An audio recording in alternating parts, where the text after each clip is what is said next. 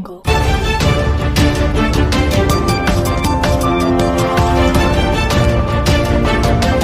Jangan lupa like, komen, dan subscribe dan saudaraku karena masih banyak berita-berita lainnya. Baru saja Presiden memimpin rapat internal kabinet membahas masalah tindak pidana perdagangan orang, TPPO, bukan TPPU. Ya. Begini, kita punya masalah dengan tindak pidana perdagangan orang, di mana orang dikirim ke luar negeri lalu menjadi budak-budak yang dianiaya atau terlibat dalam kejahatan-kejahatan dalam sebuah pengiriman tenaga kerja yang ilegal.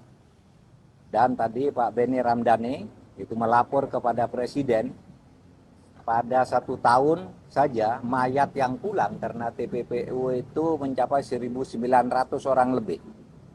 Khusus di NTT sampai dengan bulan Mei itu sejak Januari sampai Mei khusus di NTT saja sudah mencapai 55 orang mayat pulang karena perdagangan orang.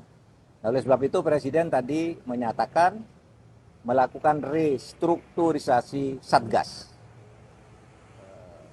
tim tindak pidana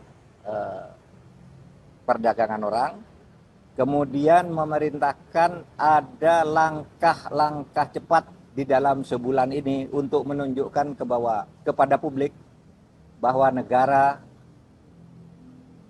kepolisian, negara, TNI, dan aparat-aparat pemerintah yang lain itu bertindak cepat dan hadir untuk ini.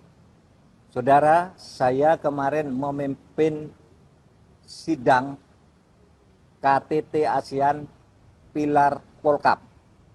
Nah, di situ semua negara ASEAN meminta kepada kita Indonesia agar mengambil posisi kepemimpinan di dalam tindak pidana perdagangan orang ini, karena bagi mereka tindak perdagangan orang ini sudah begitu mengganggu kehidupan bernegara mereka, karena ini adalah kejahatan lintas negara dan sangat rapi kerjanya, sementara kita sendiri terkadang sudah mengetahui simpul-simpulnya tapi terhambat oleh birokrasi, mungkin juga oleh perbackingan dan sebagainya, sehingga Presiden tadi memerintahkan kepada Kapolri tidak ada backing-backingan karena semua tindakan yang tegas itu di-backing oleh negara.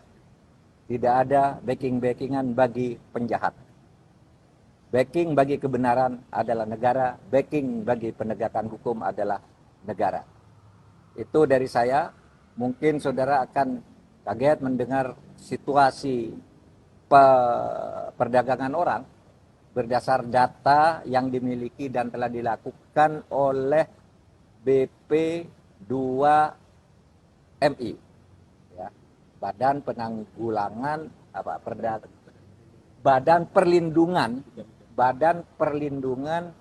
Pekerja Migran Indonesia, BP2MI, Badan Perlindungan Pekerja Migran Indonesia. Silakan. Dari Jakarta, Redaksi E-News TV